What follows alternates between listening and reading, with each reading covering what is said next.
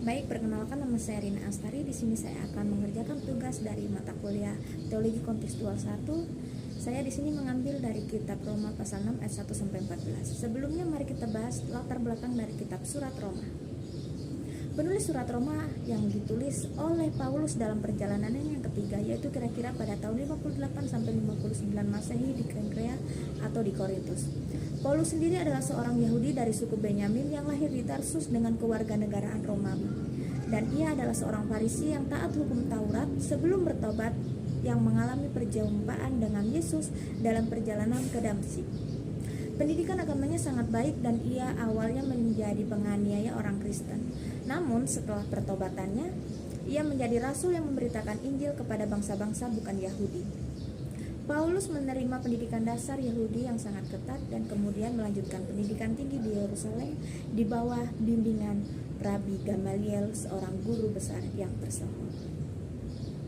Kita akan masuk dalam penjelasan kitab surat Roma pasal 6 ayat 1 sampai 14. Di sini saya memberikan tema hidup baru di dalam kasih karunia Tuhan.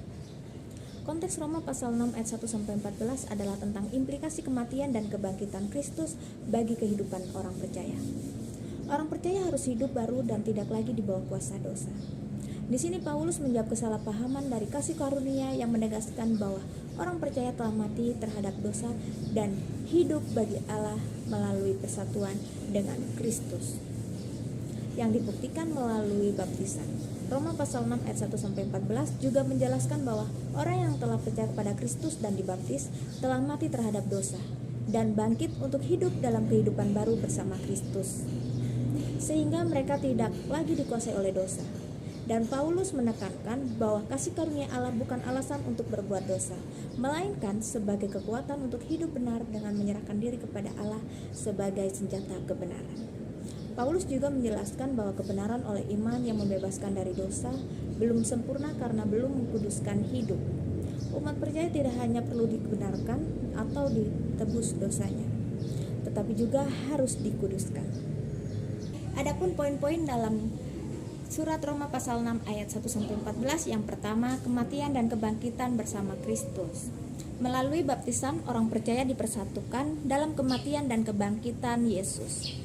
Hal ini berarti manusia lama yang hidup dalam dosa telah disalibkan, dan mereka bangkit untuk hidup dalam kehidupan baru yang membebaskan dari kuasa dosa.